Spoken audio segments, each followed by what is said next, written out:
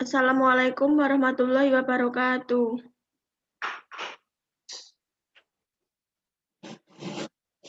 Kami dari kelompok perilaku konsumen akan mempresentasikan hasil kerja kami yang beranggotakan Devi Kusumawati, Ica Putri Kusuma, saya sendiri, dan Safira Eka Putri.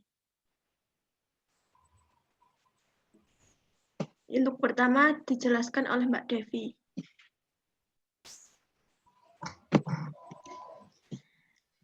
Definisi perilaku konsumen. Perilaku konsumen merupakan suatu proses yang berkaitan dengan adanya suatu pembelian yang mana konsumen melakukan aktivitas mencari, meneliti, dan mengevakuasi produk dan jasa. Perilaku konsumen merupakan sesuatu yang mendasari konsumen untuk membuat keputusan dalam pembelian. Menurut John C. Mowen dan Michael Minard, pada tahun 2002, perilaku konsumen sebagai studi tentang unit pembelian dan proses pertukaran yang melibatkan suatu perolehan, konsumsi berbagai produk, jasa, dan pengalaman, serta ide-ide. Jadi perilaku konsumen merupakan perilaku manusia ketika dia akan memilih bagaimana dia mencari informasi tentang produk sampai akhirnya dia membeli. Nah, hal yang harus diperhatikan mengenai perilaku konsumen dalam membeli barang, yaitu satu, memperhatikan konsumen.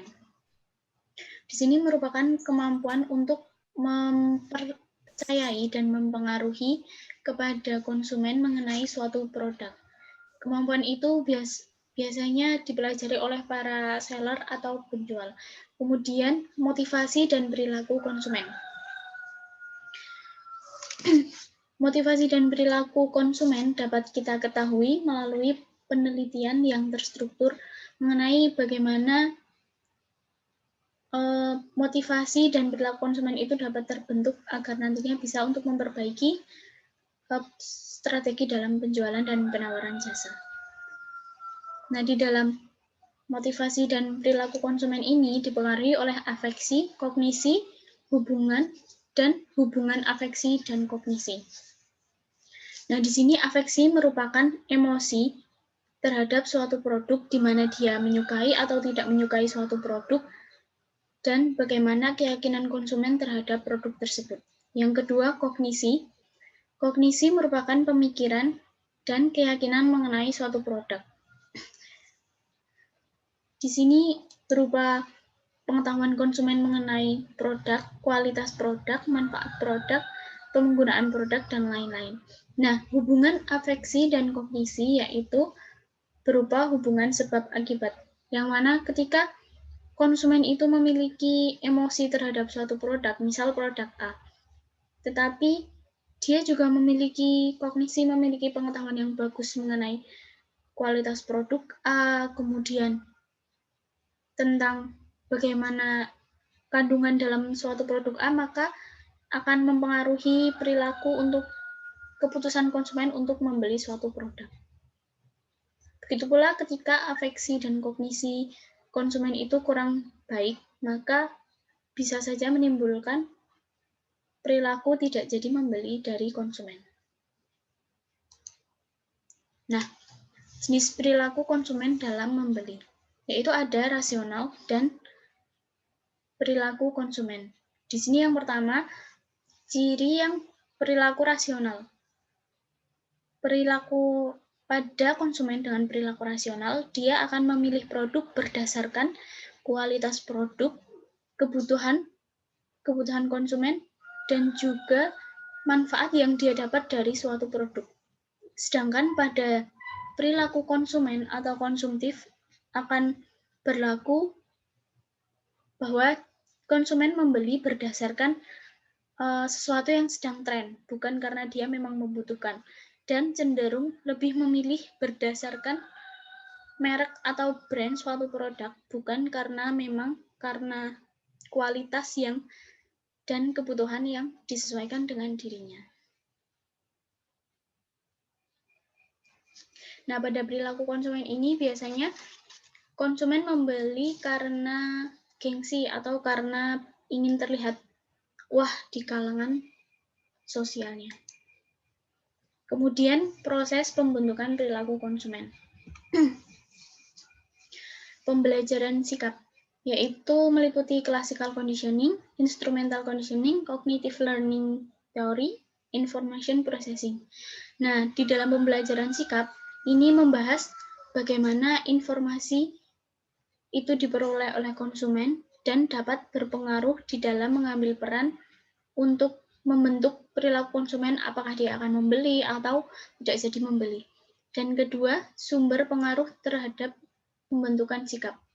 Maksudnya di sini sumber apa yang dapat mempengaruhi konsumen untuk berakhir memutuskan membeli suatu produk, yaitu ada pengalaman, mungkin dari orang-orang terdekat, dan juga dari review yang dia dapatkan melalui internet, mungkin seperti yang sekarang sudah banyak dan mudah didapatkan. Kemudian kepribadian konsumen itu sendiri, dan informasi media massa, seperti yang sudah saya sebutkan tadi. Kemudian, pendekatan perilaku konsumen. Pendekatan perilaku konsumen atau konsumtif itu dapat diketahui dengan pendekatan interpretatif dan pendekatan tradisional. Dalam pendekatan interpretatif, yaitu dengan cara kita meneliti dengan melakukan wawancara atau fokus diskusi grup. Jadi, di sini kita akan menggali secara langsung dengan observasi sebenarnya apa sih yang mempengaruhi konsumen untuk membeli, dan nanti akan dibuat kesimpulan dari hasil penelitian secara langsung melalui observasi tersebut. Mudahnya di sini seperti penelitian dengan metode kualitatif. Kemudian pendekatan tradisional. Nah, di dalam pendekatan tradisional ini kita menggunakan prinsip dengan eksperimen untuk menguji hipotesis yang sudah disusun di awal. Jadi ketika kita hasilnya itu sesuai dengan hipotesis, maka itu akan menjadi kesimpulan di akhir penelitian. Selanjutnya akan dilanjutkan oleh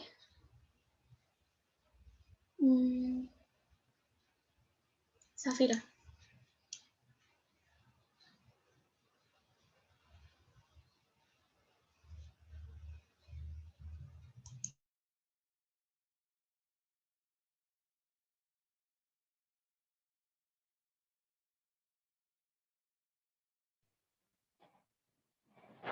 Yang kedua adalah tentang keputusan pembelian konsumen.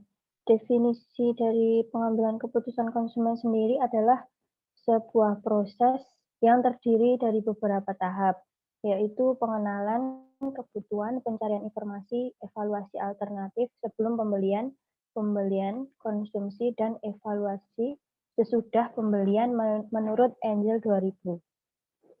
Proses pembelian konsumen, keputusan membeli mengacu pada tindakan konsisten dan cara bijaksana yang dapat dengan cepat dilakukan untuk memenuhi kebutuhan.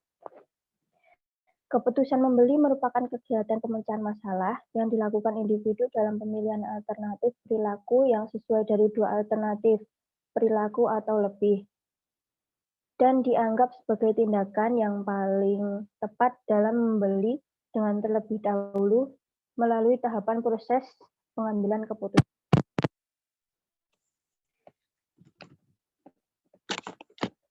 Slide selanjutnya.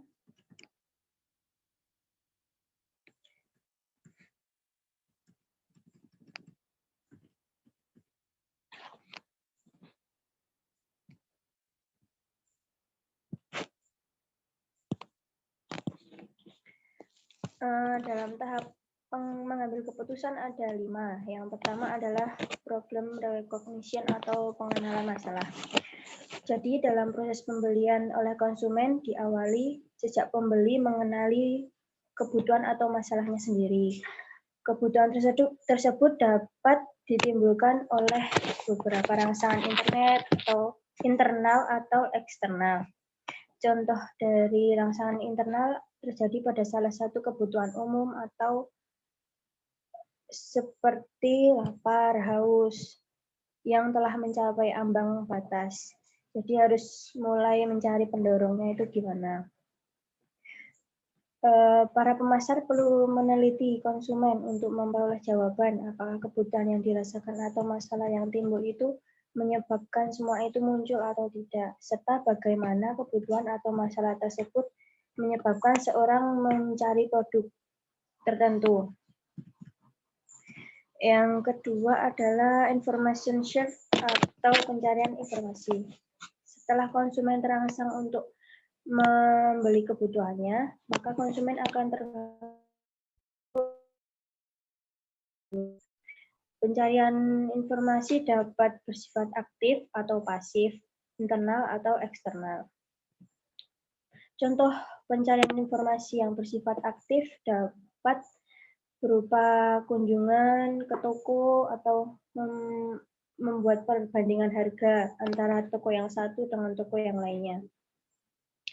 Sedangkan pencarian informasi pasif hanya dengan membaca iklan di majalah atau surat kabar tanpa mempunyai tujuan khusus untuk membeli gambaran produk tersebut.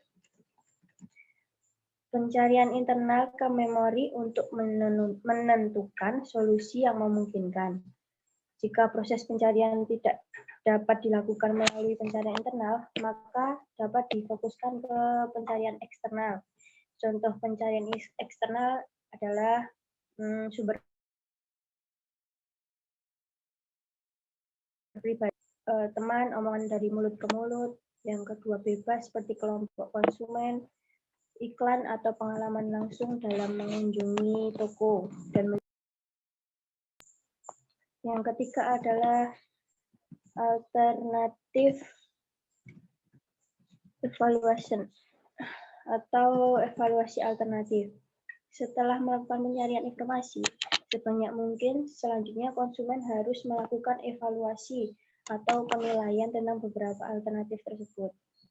Dan untuk mengambil langkah yang selanjutnya. Evaluasi alternatif ini terdiri dari 2 tahap, yaitu menentukan tujuan pembelian dan menilai serta mengadakan seleksi terhadap alternatif pembelian berdasarkan tujuan. Setelah konsumen mengumpulkan informasi mengenai jawaban alternatif terhadap suatu kebutuhan, maka konsumen akan mengevaluasi pilihannya dan menyederhanakan pilihannya pada alternatif yang memang konsumen inginkan.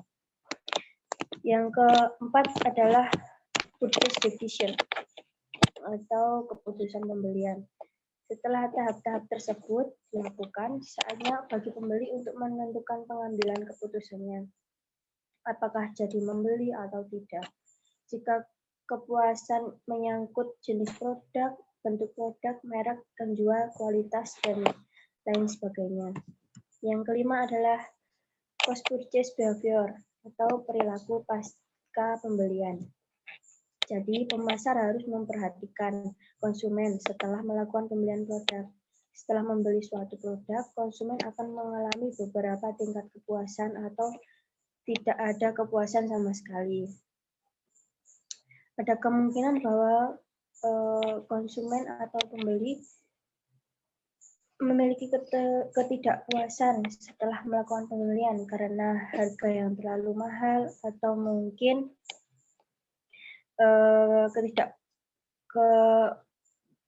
karena tidak sesuai dengan keinginannya sendiri atau kebutuhannya. Yang selanjutnya adalah faktor yang mempengaruhi pemecahan masalah.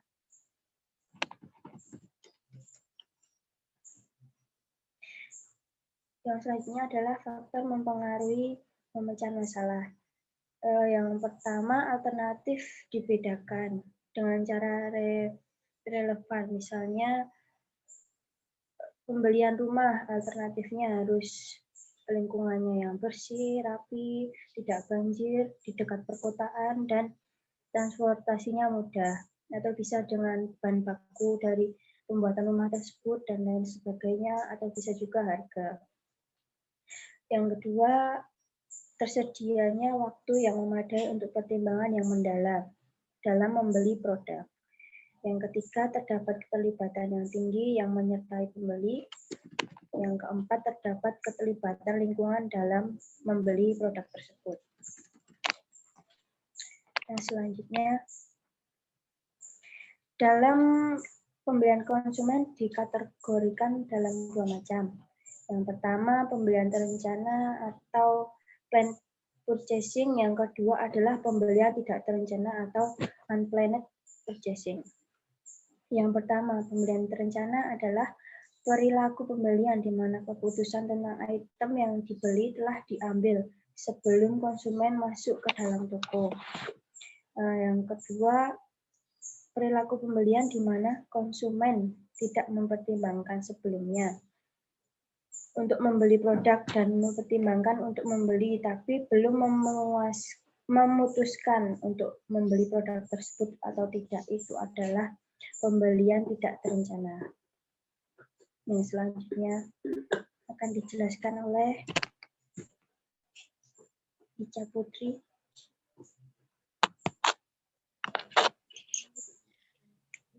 Yang ketiga adalah model perilaku konsumen. Model perilaku konsumen merupakan teori yang mempelajari tentang berbagai faktor yang mempengaruhi konsumen dalam membeli barang atau jasa. Menganalisa atau mempelajari perilaku konsumen adalah suatu yang sangat kompleks, terutama karena banyaknya variabel yang mempengaruhi dan kecenderungannya saling berinteraksi.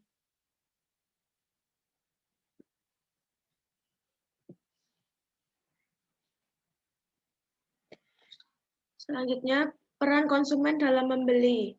Yang pertama, ada initiator, merupakan individu yang mempunyai inisiatif untuk membeli barang tertentu. Misal, sedang jalan-jalan, kita kok teko pengen ini inisiatif membeli dari hati. Untuk yang kedua adalah influencer, adalah informasi mengenai kriteria yang diberikan akan dipertimbangkan secara sengaja atau tidak. Kayak masih bimbang kalau misal beli barang, iya apa enggak, ini apa itu. Terus yang ketiga ada decider, merupakan putusan apakah akan membeli atau tidak, apa yang dibeli dan bagaimana membelinya. Misal kita lagi beli lombok di pasar cabai. Di pasar di cabai kan ada cabai merah, cabai hijau, cabai keriting. Terus apa yang akan dibeli? Cabainya yang mana? Mau beli atau tidak? Pedesnya pedes yang mana? Terus bagaimana membelinya, per kilonya mau berapa? Yang keempat adalah buyer, merupakan individu yang melakukan transaksi pembelian sesungguhnya. Maksudnya adalah pembeli tersebut mampu membeli secara langsung dan tepat, sungguh-sungguh membeli. Yang kelima adalah user, individu yang mempergunakan produk atau jasa yang akan dibeli.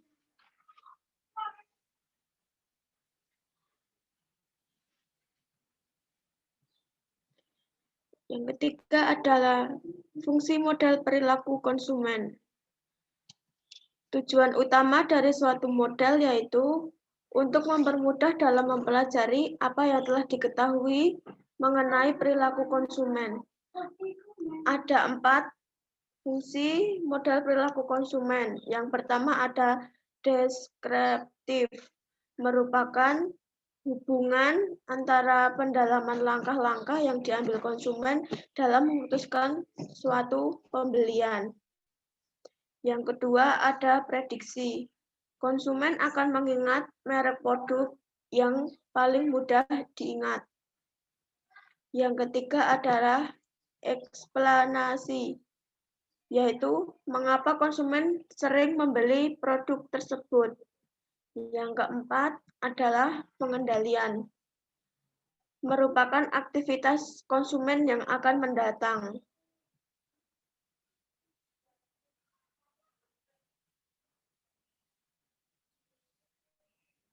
Jenis model perilaku konsumen. Yang pertama ada model Harry Asail. Ini memfokuskan pada perilaku pembuat keputusan pembelian konsumen. Dalam model Hari Ansel ada 3 faktor yang mempengaruhi konsumen untuk membeli barang dan jasa yang akan digunakan. Faktor yang pertama, bahwa konsumen dalam membeli barang atau jasa dipengaruhi oleh kebutuhan. Misal, kita mau beli beras, itu kan suatu kebutuhan juga. Untuk yang kedua, adalah model kloter. Yang kedua adalah faktor lingkungan. Artinya konsumen membeli barang atau jasa karena kepingin kayak lingkungan di sekitarnya, karena meniru temannya. Yang ketiga, faktor penerapan strategi pemasaran. Ini biasanya konsumen terlihat dari iklan-iklan yang tertera dan dia ingin membelinya. Yang kedua adalah model Kotler. Ini perilaku membeli yang kompleks, merupakan perbedaan pandangan yang signifikan dari merek yang sangat mempengaruhi pembelian konsumen. Dalam pembelian ini contohnya kita membeli baju-baju brand, antara di pasar sama yang di swalayan kan beda. Dan konsumen biasanya lebih memilih yang di swalayan karena terkait dengan merek atau brand. Yang kedua perilaku membeli yang mengurangi ketidakcocokan. Pembeli membeli karena ketidakcocokan, biasanya dikarenakan karena harganya yang mahal sehingga dia tidak cocok. Yang ketiga, perilaku membeli karena kebiasaan. Membeli karena kebiasaan itu merupakan keterlibatan konsumen dan sudah kebiasaan membeli barang tersebut secara terus-menerus. Selanjutnya, perilaku membeli yang mencari variasi merupakan model perilaku pembeli dalam situasi yang bercirikan rendahnya keterlibatan konsumen, tetapi perbedaan di antara merek dianggap besar. Ketiga adalah model Howard-Schultz. Ini lebih menggambarkan dinamika perilaku pembelian selama satu periode. Misal dalam satu periode ini lagi banyak-banyaknya diskon, lah konsumen berburu-buru membelinya terus-menerus.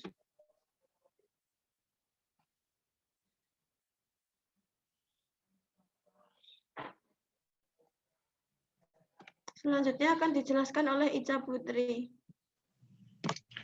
Selanjutnya ada pengetahuan konsumen. Pengetahuan konsumen adalah semua informasi yang dimiliki konsumen mengenai berbagai macam produk dan jasa, serta pengetahuan lainnya terkait dengan produk dan jasa tersebut, dan informasi yang berhubungan dengan fungsinya sebagai konsumen.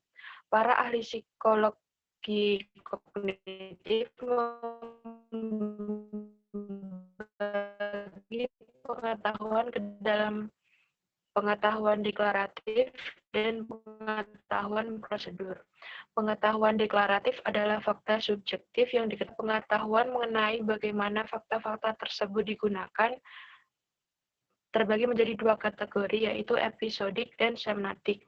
Pengetahuan episodik melibatkan pengetahuan yang dibatasi dengan lintasan waktu. Pengetahuan ini digunakan untuk menjawab seputar waktu penggunaan produk. Sedangkan pengetahuan semiotik mengandung pengetahuan yang digeneralisasikan yang memberikan arti bagi dunia seseorang. Selanjutnya,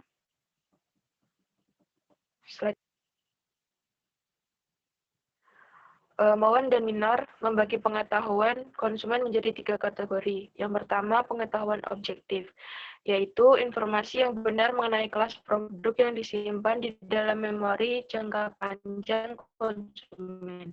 Yang kedua, ada pengetahuan subjektif, adalah persepsi konsumen mengenai apa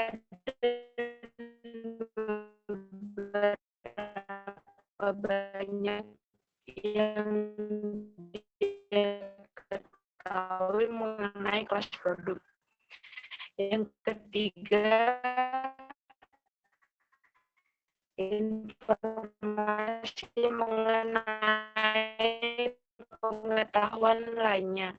Konsumen mungkin juga memiliki informasi tentang pengetahuan berbagai hal lainnya.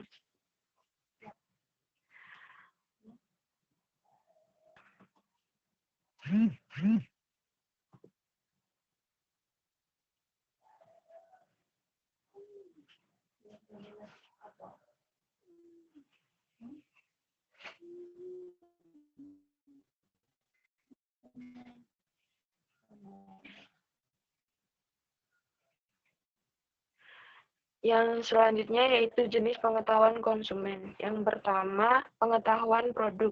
Pengetahuan produk ini adalah pemahaman tentang barang atau layanan atau jasa yang mungkin mencakup setelah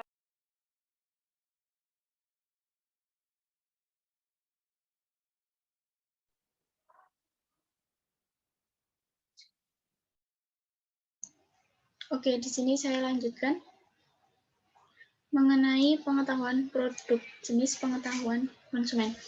Pengetahuan produk yaitu pengetahuan konsumen mengenai suatu produk, meliputi kualitas, kemudian komposisi, dan manfaat yang didapat dengan menggunakan produk tersebut.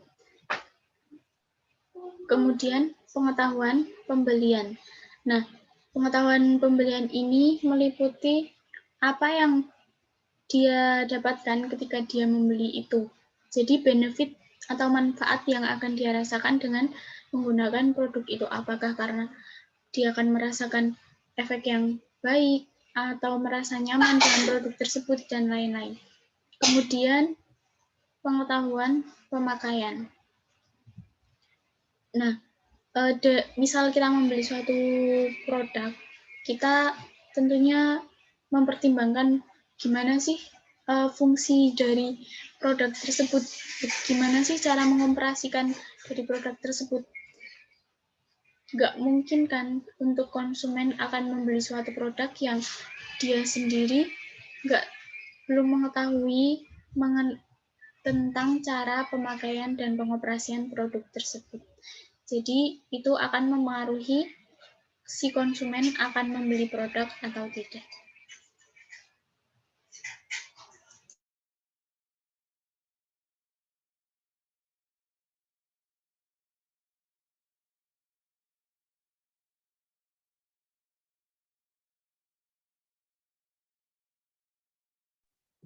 Demikian presentasi dari kelompok kami. Jika ada kesalahan mohon maaf. Karena hujan jadi sinyalnya agak mengganggu presentasi. Wassalamualaikum warahmatullahi wabarakatuh.